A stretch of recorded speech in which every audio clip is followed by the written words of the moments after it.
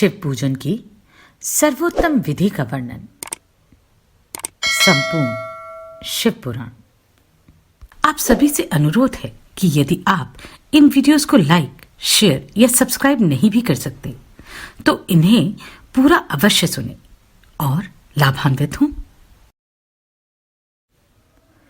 ब्रह्मा जी बोले, अब मैं पूजा की सर्वोत्तम विधि बता रहा हूं जो समस्त अभिष्ट सुखों को सुलभ कराने वाली है।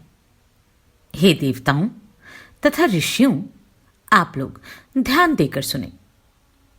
उपासक को चाहिए कि वह ब्रह्म मुहूर्त में उठकर जगदम्बा पार्वती सहित भगवान शिव का स्मरण करे तथा हाथ जोड़कर मस्तक झुकाकर भक्तिपूर्वक उनसे इस प्रकार प्रार्थना करें। हे देवेश्वर, उठिए उठिए, मेरे हृदय में शयन करने वाले देवता, उठिए। हे उमाकांत, उठिए और ब्रह्मांड में सबका मंगल कीजिए। मैं धर्म को जानता हूं किंतु मेरी उसमें प्रवृत्ति नहीं होती। मैं अधर्म को जानता हूं परंतु मैं उससे दूर नहीं हो पाता। हे महादेव, आप मेरे हृदय में स्थित होकर मुझे जैसी प्रेरणा देते हैं वैसा ही मैं करता हूं। भक्तिपूर्वक यह वचन कहकर और गुरु के चरणों का स्मरण करके गांव से बाहर दक्षिण दिशा में मलमूत्र का त्याग करने के लिए जाएं। इसके बाद मिट्टी और जल से शरीर की शुद्धि करके दोनों हाथों और पैरों को धोकर दंत धावन करें। सूर्योदय होने से पहले ही दातून करके मुंह को 16 बार जल की अंजलि से धोएं। हे देवताओं तथा ऋषियों, षष्ठी, प्रतिपदा, अमावस्या और नवमी तिथियों तथा रविवार के दिन शिव भक्त को यत्नपूर्वक दातुन को त्याग देना चाहिए। अवकाश के अनुसार नदी आदि में जाकर अथवा घर में ही भली भांति स्नान करें। मनुष्य को देश और काल के विरुद्ध स्नान नहीं करना चाहिए। रविवार, श्राद्ध, संक्रांति, ग्रहण, महादान, तीर्थ, उपवास दिवस अथवा अशौच प्राप्त होने पर मनुष्य गर्म जल से स्नान न करे। शिव भक्ति से युक्त मनुष्य तीर्थ आदि में प्रवाह के सम्मुख होकर स्नान करें। जो नहाने के लिए तेल लगाना चाहे उसे विहित एवं निषिद्ध दिनों का विचार करके ही तैलाभ्यंग करना चाहिए। जो प्रतिदिन नियम पूर्वक तेल लगाता हो उसके लिए किसी भी दिन तैलाभ्यंग करना दोषपूर्ण नहीं है। अथवा जो तेल इत्र आदि से वासित हो उसका लगाना किसी भी दिन दूषित नहीं है। श्राद्ध, ग्रहण, उपवास और प्रतिपदा के दिन तेल नहीं लगाना चाहिए। सरसों का तेल ग्रहण को छोड़कर किसी भी दिन दूषित नहीं होता। इस प्रकार देश काल का विचार करके ही विधिपूर्वक स्नान करें। स्नान के समय अपने मुख को उत्तर अथवा पूर्व की ओर रखना चाहिए। उच्छिष्ट वस्त्र धारण करके स्नान कभी न करें। शुद्ध वस्त्र धारण करके इष्ट देव का स्मरण करते हुए स्नान करना चाहिए। जिस वस्त्र को दूसरे ने धारण किया हो तथा जिसे स्वयं रात में धारण किया गया हो उससे तभी स्नान किया जा सकता है जब उसे धो लिया गया हो। इसके पश्चात देवताओं, ऋषियों तथा पितरों को तृप्ति देने वाला तर्पण करना चाहिए। उसके बाद धुला हुआ वस्त्र पहने और आचमन करें। हे श्रेष्ठ द्विजों, तदनंतर गोबर आदि से लीप पोत कर स्वच्छ किए हुए शुद्ध स्थान में जाकर वहां सुंदर आसन की व्यवस्था करें। वह आसन विशुद्ध काष्ठ का बना हुआ, पूरा फैला हुआ तथा चित्रमय होना चाहिए। ऐसा आसन संपूर्ण अभिष्ट फलों को देने वाला होता है। उसके ऊपर बिछाने के लिए यथायोग्य मृगचर्म आदि ग्रहण करें। शुद्ध बुद्धि वाला पुरुष उस आसन पर बैठकर भस्म से त्रिपुंड लगाए। त्रिपुंड से जप, तप तथा दान सफल होते हैं।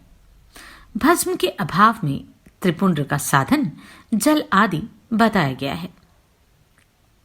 इस तरह त्रिपुंड करके मनुष्य रुद्राक्ष धारण करे और अपने संध्योपासना आदि नित्य कर्म का संपादन करके पुनः शिव की आराधना करे।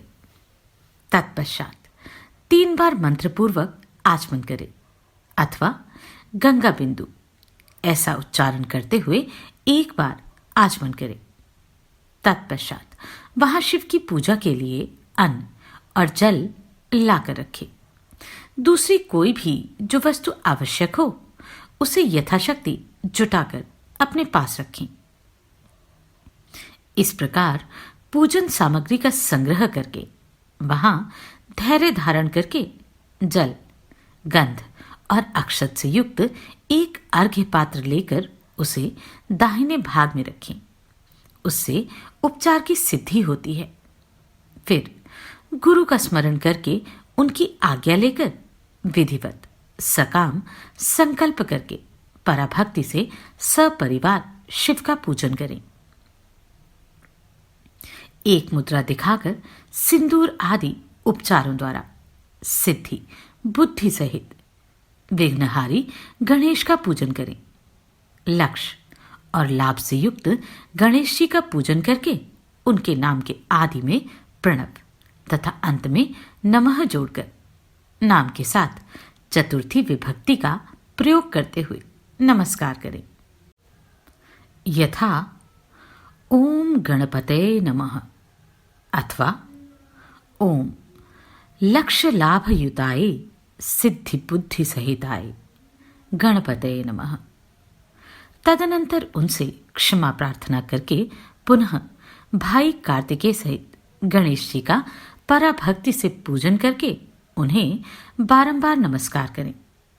तत्पश्चात सदा द्वार पर खड़े रहने वाले महोदर का पूजन करके सती साध्वी गिरिराज नंदिनी उमा की पूजा करें।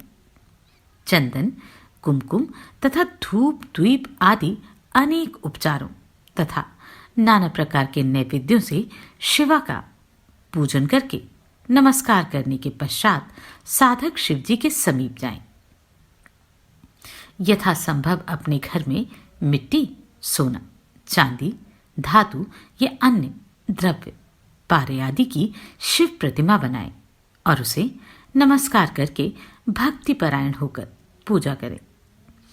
उसकी पूजा हो जाने पर सभी देवता पूजित हो जाते हैं। मिट्टी का शिवलिंग बनाकर विधिपूर्वक उसकी स्थापना करें।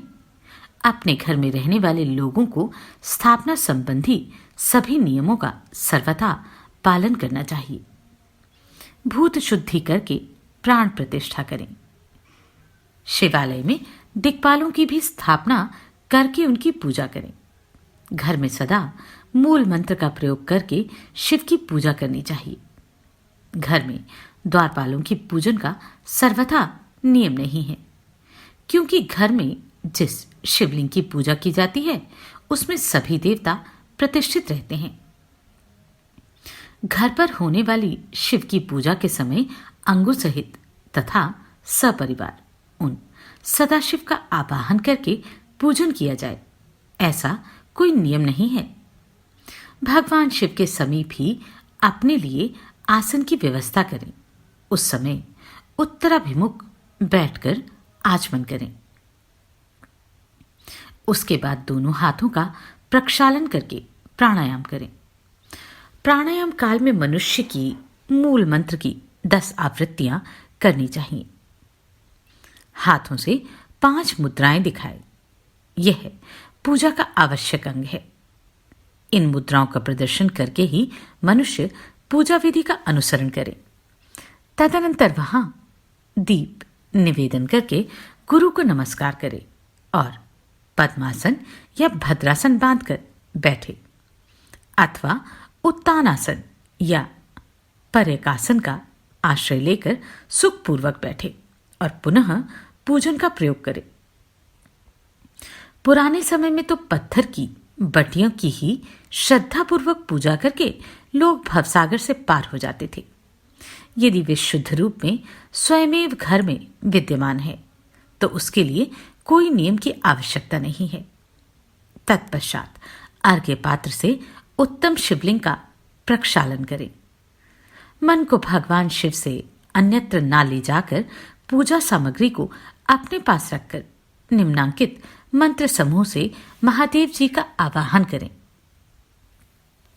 जो कैलाश के शिखर पर निवास करते हैं, पार्वती देवी के पति हैं, समस्त देवताओं से उत्तम है, जिनके स्वरूप का शास्त्रों में यथावत वर्णन किया गया है, जो निर्गुण होके भी गुण रूप है, जिनके 5 मुख 10 भुजाएं और प्रत्येक मुखमंडल में 3-3 नेत्र हैं, जिनकी ध्वजा पर वृषभ चिन्ह अंकित है, जिनके अंग की कांति कर्पूर के समान गौर है तथा जो दिव्य रूपधारी चंद्रमा रूपी मुकुट से सुशोभित तथा सिर पर जटाजूट धारण करने वाले हैं, जो हाथी की खाल पहनते हैं और व्याघ्र चर्म ओढ़ते हैं, जिनका स्वरूप शुद्ध है, जिनके अंगों में वासुकी आदि नाग लिपटे रहते हैं, जो पिनाक आदि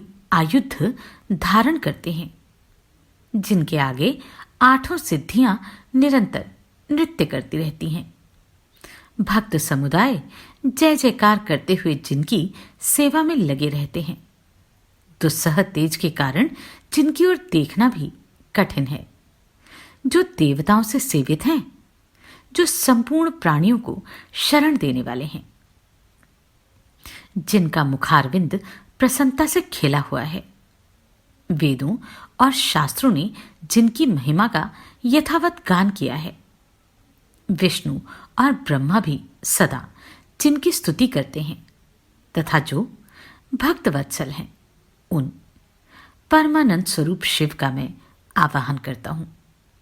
इस प्रकार सांब शिव का ध्यान करके उनके लिए आसन दें। चतुर्थ यंत्र पद से क्रमशः सब कुछ अर्पित करें, यथा सांबाय सदा शिवाय नमः आसनम समर्पयामि। तत्पश्चात भगवान शंकर को पाद्य और अर्घ्य दें। तदनंतर परमात्मा शंभु को आचमन कराकर पंचामृत संबंधी द्रव्यों द्वारा प्रसन्नतापूर्वक शंकर को स्नान कराएं। वेद मंत्रों अथवा समंत्रक चतुर्थ्यंत नाम पदों का उच्चारण करके भक्तिपूर्वक यथा योग्य समस्त द्रव्य भगवान को अर्पित करें। अभिष्ट द्रव्य को शंकर के ऊपर चढ़ाएं, फिर भगवान शिव को जलधारा से स्नान कराएं। स्नान के पश्चात उनके श्री अंगों में सुगंधित चंदन तथा अन्य द्रव्यों का यत्नपूर्वक लेप करें। तत्पश्चात सुगंधित जल से ही उनके ऊपर जलधारा गिराकर अभिषेक करें। वेद मंत्रों, षडंगों अथवा शिव के 11 नामों द्वारा यथावकाश जलधारा चढ़ाकर वस्त्र से शिवलिंग को अच्छी तरह पोंछें। तदनंतर आचमन प्रदान करें और वस्त्र समर्पित करें।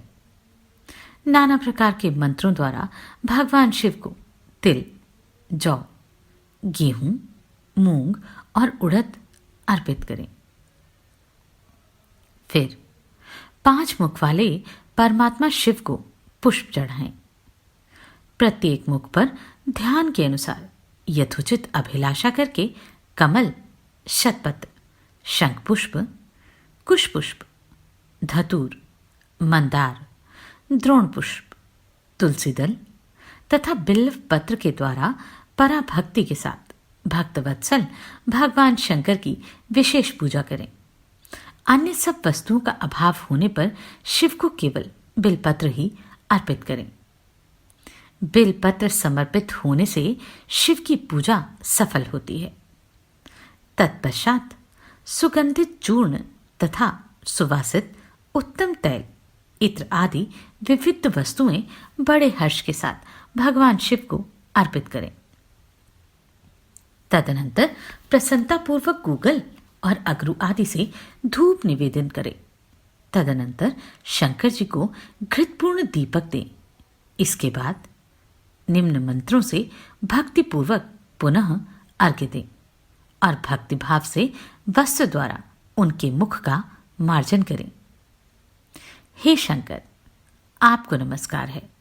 आप इस अर्घ्य को स्वीकार करके मुझे रूप दीजिए, यश दीजिए, सुख दीजिए और भोग मोक्ष का फल प्रदान कीजिए। इसके बाद भगवान शिव को भांति भांति के उत्तम नैवेद्य अर्पित करें। इसके पश्चात प्रेम पूर्वक शीघ्र आचमन कराएं। तदनंतर सांग उपांग तांबुल बनाकर शिव को समर्पित करें। इसके अनंतर 5 पत्ती की आरती बनाकर भगवान को दिखाएं। पैरों में 4 बार, नाभिमंडल के सामने 2 बार, मुख के समक्ष 1 बार तथा संपूर्ण अंगों में 7 बार आरती दिखाएं। तत्पश्चात यथोक्त ध्यान करके मंत्र का उच्चारण करें। बुद्धिमान मनुष्य को गुरु के द्वारा बताए गए नियम के अनुसार ही मंत्र का जप करना चाहिए अथवा अपने ज्ञान के अनुसार जितनी संख्या में हो सके उतनी संख्या में मंत्रों का विधिवत उच्चारण करें। प्रेम पूर्वक नाना प्रकार के स्तोत्रों से वृषभध्वज शंकर की स्तुति करें। तत्पश्चात धीरे धीरे शिव की परिक्रमा करें। इसके बाद भक्त पुरुष साष्टांग प्रणाम करें और शिव की प्रसन्नता के लिए उन परमेश्वर शंकर को इस मंत्र से भक्ति पूर्वक पुष्पांजलि दे। हे शंकर, मैंने अज्ञान से या जानबूझकर जो जो पूजन आदि किया है वह आपकी कृपा से सफल हो। हे मृड, मैं आपका हूं, मेरे प्राण सदा आप में लगे हुए हैं। मेरा चित्त सदा आपका ही चिंतन करता है। ऐसा जानकर हे गौरीनाथ, हे भूतनाथ, आप मुझ पर प्रसन्न होइए। हे प्रभु, धरती पर जिनके पैर लड़खड़ा जाते हैं उनके लिए भूमि ही सहारा है। उसी प्रकार जिन्होंने आपके प्रति अपराध किए हैं उनके लिए भी आप ही शरणदाता हैं। इस प्रकार बहुविध प्रार्थना करके उत्तम विधि से पुष्पांजलि अर्पित करने के पश्चात पुनः भगवान को बारंबार नमस्कार करें। तत्पश्चात यह बोलकर विसर्जन करना चाहिए, हे देवेश, हे प्रभु, अब आप परिवार सहित अपने स्थान को जाएं। नाथ, जब पूजा का समय हो तब पुनः आप आदरपूर्वक पधारें। इस प्रकार भक्त वत्सल शंकर को बारंबार प्रार्थना करके उनका विसर्जन करें और उस जल को अपने हृदय में लगाएं तथा मस्तक पर चढ़ावें। हे ऋषियों, इस तरह मैंने शिव पूजन की सारी विधि बता दी जो भोग और मोक्ष को देने वाली है। अब आप लोग और क्या सुनना चाहते हैं? ऋषिगण बोले, हे महाभाग, हे व्यास शिष्य, आप सप्रमाण हमें यह बताएं कि किन किन पुष्पों से पूजन करने पर भगवान सदाशिव कौन कौन सा फल प्रदान करते हैं। सूत जी बोले, हे शौनक जी, आप आदरपूर्वक सब सुने। मैं बड़े प्रेम से पुष्पार्पण की विधि बता रहा हूं। देवऋषि नारद ने भी इसी विधि को विधाता ब्रह्मा जी से पूछा था। तब उन्होंने बड़े ही प्रेम से शिव पुष्पार्पण की विधि बताई थी। ब्रह्मा जी बोले, हे नारद, लक्ष्मी प्राप्ति की इच्छा वाले को कमल, बिल्वपत्र, शतपत्र और शंख पुष्प से भगवान शिव की पूजा करनी चाहिए। हे विप्र, यदि 1,00,000 की संख्या में इन पुष्पों द्वारा भगवान शिव की पूजा की जाए तो सारे पापों का नाश होता है और लक्ष्मी की भी प्राप्ति हो जाती है, इसमें संशय नहीं है। 20 कमलों का एक प्रस्थ बताया गया है और 1 सहस्त्र बिल पत्रों का आधा प्रस्थ कहा गया है। 1 सहस्त्र शतपत्र से आधे प्रस्थ की परिभाषा की जाती है। 16 पलों का एक प्रस्थ होता है और 10 टंकों का एक पल। जब इसी मान से पत्र, पुष्प आदि को तुला पर रखें तो वह संपूर्ण अभिष्ट को प्राप्त कर देता है, और यदि निष्काम भाव से युक्त है तो वह इस पूजन से शिव स्वरूप हो जाता है। हे मुनीश्वरों, जो राज्य प्राप्त करने की इच्छुक है उसको 10 करोड़ पार्थिव शिवलिंगों की पूजा के लिए भगवान शंकर को प्रसन्न करना चाहिए। प्रत्येक पार्थिव लिंग पर मंत्र सहित पुष्प, खंड रहित धान की अक्षत और सुगंधित चंदन चढ़ाकर अखंड जलधारा से अभिषेक करना चाहिए। तदनंतर प्रत्येक पार्थिव लिंग पर मंत्र सहित अच्छे अच्छे बिलपत्र अथवा शतपत्र और कमल पुष्प समर्पित करने चाहिए।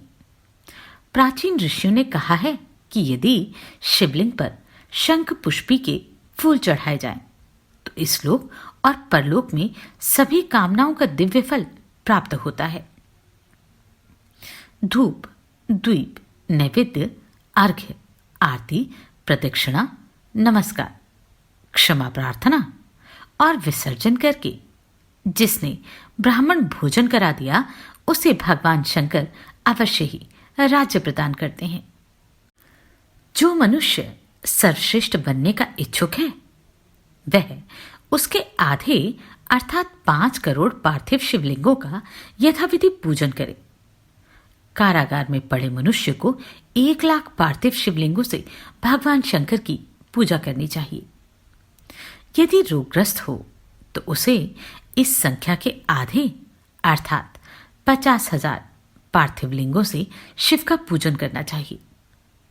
कन्या चाहने वाले मनुष्य को उसके आधे अर्थात 25,000 पार्थिव लिंगों से शिव का पूजन करना चाहिए। जो विद्या प्राप्त करने की इच्छा रखता है उसे चाहिए कि वह उसके भी आधे पार्थिव लिंगों से शिव की अर्चना करे। जो वाणी का अभिलाषी हो उसे घी से शिव की पूजा करनी चाहिए। अभिचारादि कर्मों में कमल पुष्पों से शिव पूजन का विधान है।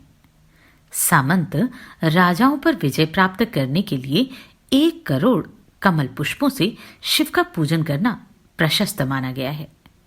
राजाओं को अपने अनुकूल करने के लिए 10 लाख कमल पुष्पों से पूजन करने का विधान है। यश प्राप्त करने के लिए उतनी ही संख्या कही गई है और वाहन आदि की प्राप्ति के लिए 1000 पार्थिव लिंगों की पूजा करनी चाहिए। मोक्ष चाहने वाले को 5 करोड़ कमल पुष्पों से उत्तम भक्ति के साथ शिव की पूजा करनी चाहिए। ज्ञान चाहने वाला 1 करोड़ कमल पुष्प से लोक कल्याणकारी शिव का पूजन करे और शिव का दर्शन प्राप्त करने का इच्छुक उसके आधे कमल पुष्प से उनकी पूजा करे। कामनाओं की पूर्ति के लिए महामृत्युंजय मंत्र का जप भी करना चाहिए। 5 लाख महामृत्युंजय मंत्र का जप करने पर भगवान सदाशिव निश्चित ही प्रत्यक्ष हो जाते हैं। 1 लाख के जप से शरीर की शुद्धि होती है। दूसरे लाख के जप से पूर्व जन्म की बातों का स्मरण होता है। तीसरे लाख के जप से संपूर्ण काम्य वस्तुएं प्राप्त होती हैं। चौथे लाख का जप होने पर भगवान शिव का दर्शन होता है और जब 5वें लाख का जप पूरा होता है तब भगवान शिव जप का फल निसंदेह प्रदान करते हैं। इसी मंत्र का 10 लाख जप हो जाए तो संपूर्ण फल की सिद्धि होती है। जो मोक्ष की अभिलाषा रखता है वह 1 लाख दर्भों द्वारा शिव का पूजन करे। मुनिश्रेष्ठ, शिव की पूजा में सर्वत्र लाख की ही संख्या समझनी चाहिए। आयु की इच्छा वाला पुरुष 1,00,000 द्रुवाओं द्वारा पूजन करे। जिसे पुत्र की अभिलाषा हो वह धतूरे के 1,00,000 फूलों से पूजा करे। लाल डंठल वाला धतूरा पूजन में शुभदायक माना गया है। अगस्त्य के फूलों से पूजा करने वाले पुरुष को महान यश की प्राप्ति होती है। यदि तुलसी दल से शिव की पूजा करें तो उपासक को भोग और मोक्ष का फल प्राप्त होता है।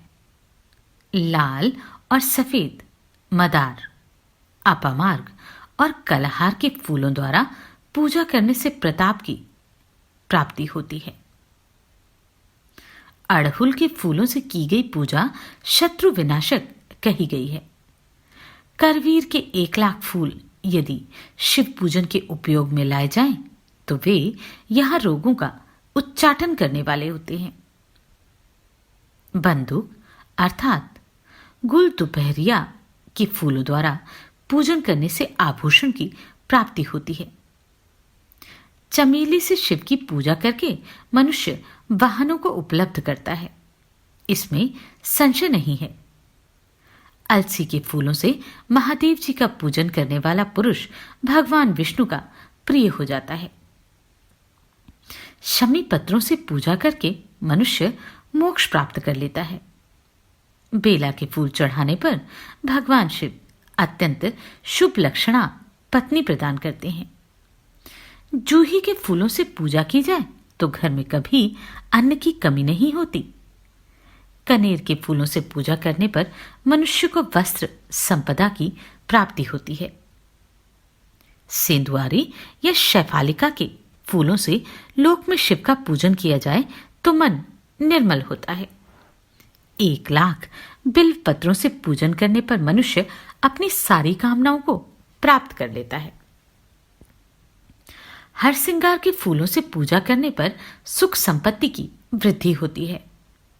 ऋतु में पैदा होने वाले फूल आदि शिव की पूजा में समर्पित किए जाएं तो वे मोक्ष देने वाले होते हैं, इसमें संशय नहीं है।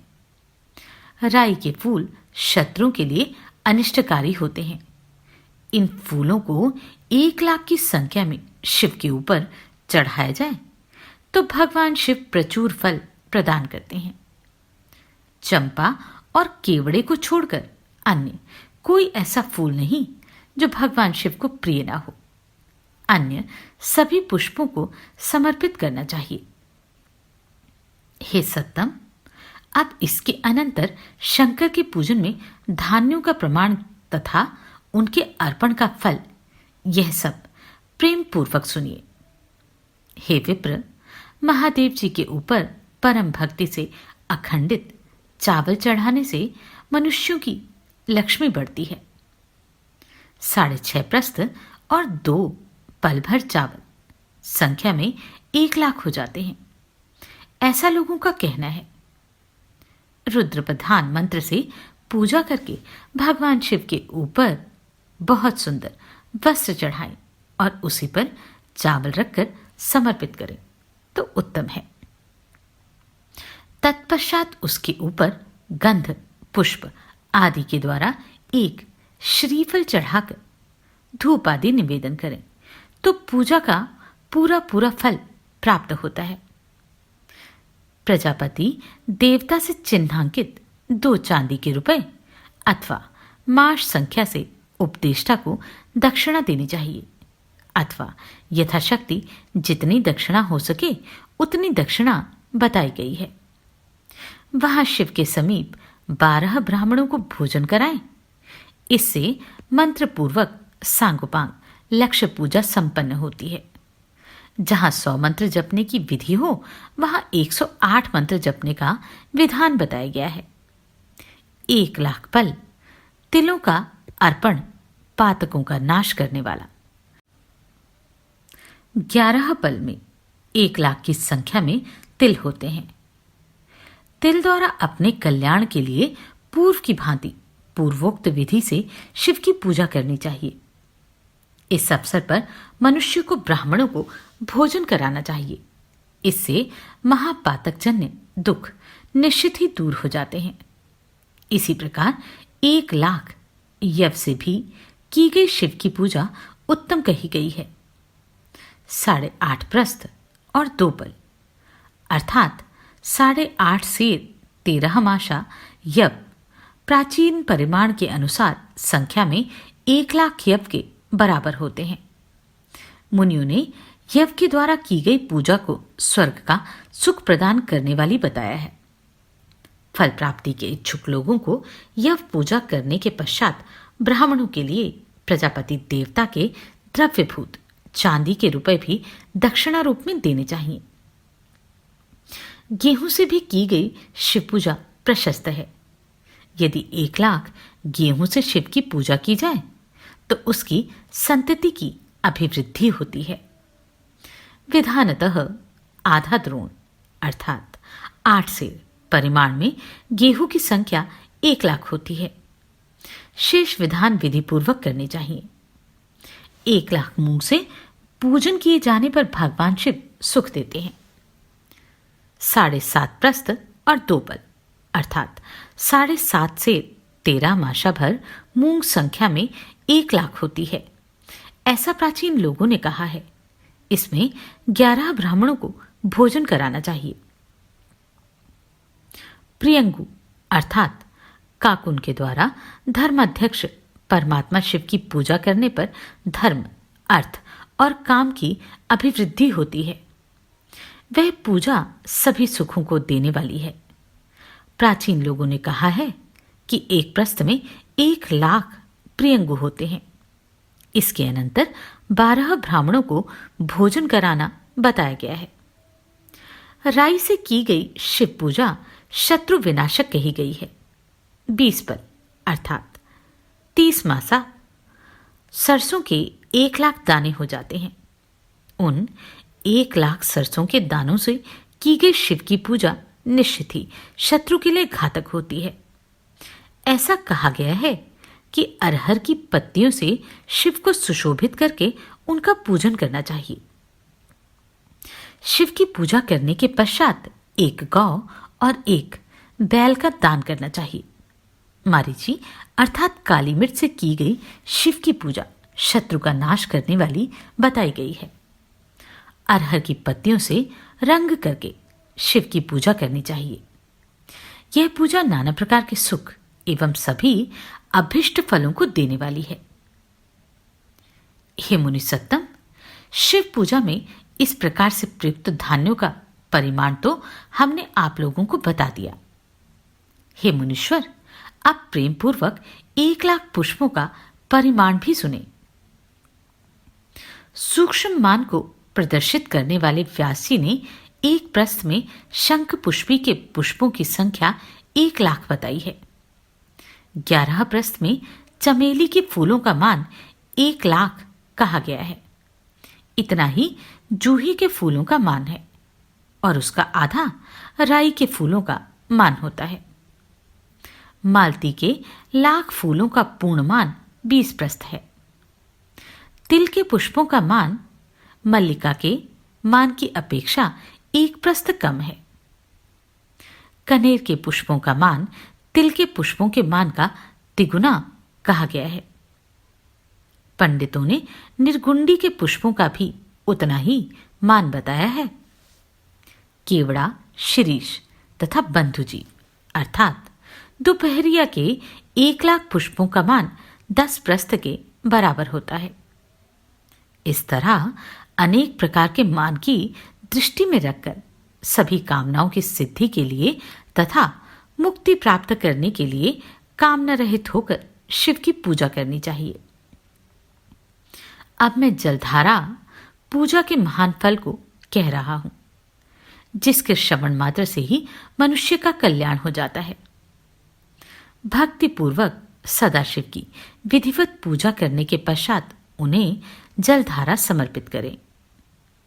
ज्वर में होने वाले प्रलाप की शांति के लिए भगवान शिव को दी जाने वाली कल्याणकारी जलधारा शत रुद्रीय मंत्र से, एकादश रुद्र से, रुद्र मंत्रों के जप से, पुरुष सूक्त से, 6 ऋचा वाले रुद्र सूक्त से, महामृत्युंजय मंत्र से, गायत्री मंत्र से अथवा शिव के शास्त्रोक्त नामों के आदि में प्रणव और अंत में नमः पद जोड़कर बने हुए मंत्रों द्वारा अर्पित करनी चाहिए। सुख और संतान की वृद्धि के लिए जलधारा द्वारा पूजन उत्तम होता है। उत्तम भस्म धारण करके उपासक को प्रेम पूर्वक नाना प्रकार के शुभ एवं दिव्य द्रव्यों द्वारा शिव की पूजा करनी चाहिए और शिव पर उनके सहस्त्र नाम मंत्रों से घृत की धारा गिरानी चाहिए। ऐसा करने पर वंश का विस्तार होता है, इसमें संशय नहीं है। इस प्रकार यदि 10,000 मंत्रों द्वारा शिवजी की पूजा की जाए तो प्रमेह रोग की शांति होती है और उपासक को मनोवांछित फल की प्राप्ति होती है। यदि कोई नपुंसकता को प्राप्त हो तो वह घी से शिवजी की भली भांति पूजा करे। इसके पश्चात ब्राह्मणों को भोजन कराए। साथ ही उसके लिए मुनीश्वरों ने प्रजापत्य व्रत का भी विधान किया है। यदि बुद्धि जड़ हो जाए तो उस अवस्था में पूजक को केवल शर्करा मिश्रित दुग्ध की धारा चढ़ानी चाहिए। ऐसा करने पर उसकी बृहस्पति के समान उत्तम बुद्धि हो जाती है। जब तक 10,000 मंत्र ना हो जाए तब तक दुग्ध धारा द्वारा भगवान शिव का पूजन करते रहना चाहिए। जब शरीर में अकारण ही उच्चाटन होने लगे, जी उचट जाए, जहां कहीं भी प्रेम न रहे, दुख बढ़ जाए और घर में सदा कलह होने लगे, तब पूर्वोक्त रूप से दूध की धारा चढ़ाने से सारा दुख नष्ट हो जाता है। शत्रुओं को संतप्त करने के लिए पूर्ण प्रयत्न के साथ भगवान शंकर के ऊपर तेल की धारा अर्पित करनी चाहिए। ऐसा करने पर निश्चित ही कर्म की सिद्धि होती है। सुगंधित तेल की धारा अर्पित करने पर भोगों की वृद्धि होती है। यदि मधु की धारा से शिव की पूजा की जाए तो राज्य क्षमा रोग दूर हो जाता है। शिव जी के ऊपर ईख के रस की धारा चढ़ाई जाए तो वह भी संपूर्ण आनंद की प्राप्ति कराने वाली होती है। गंगा जल की धारा तो भोग और मोक्ष दोनों फलों को देने वाली। ये सब जो धाराएं बताई गई हैं, इन सब को महामृत्युंजय मंत्र से चढ़ाना चाहिए। उसमें भी उक्त मंत्र का विधानतः 10,000 जप करना चाहिए और 11 ब्राह्मणों को भोजन कराना चाहिए। हे मुनीश्वर, जो आपने पूछा था वह सब मैंने आपको बता दिया। संसार में सदाशिव की यह पूजा समस्त कामनाओं को पूर्ण करने में समर्थ और सफल है। भक्तिपूर्वक यथाविधि स्कंद और उमा के सहित भगवान शंभु की पूजा करके भक्त जो फल प्राप्त करता है, उसे जैसा सुना है वैसा ही कह रहा हूं। वह इस लोक में पुत्र पौत्र आदि के साथ समस्त सुखों का उपभोग करके अंत में सभी सुखों को देने वाले शिवलोक को जाता है। वह भक्त वहां करोड़ों सूर्य के समान दैदीप्यमान तथा सभी कामनाओं को पूर्ण करने वाले विमानों पर गान वाद्य यंत्रों से युक्त रुद्र कन्याओं से घिरकर बैठे हुए शिवरूप में प्रलय पर्यंत क्रीड़ा करता है। तदनंतर अविनाशी परम ज्ञान को प्राप्त करके मोक्ष को पा लेता है। आप सभी को कोटि कोटि साधुवाद। आपने इन वीडियोस को इतना प्रेम दिया। नमस्कार, मैं आभा शर्मा जावास। यदि आपको मेरा ये प्रयत्न सराहनीय लगा हो तो मुझे सब्सक्राइब करके प्रोत्साहित करें।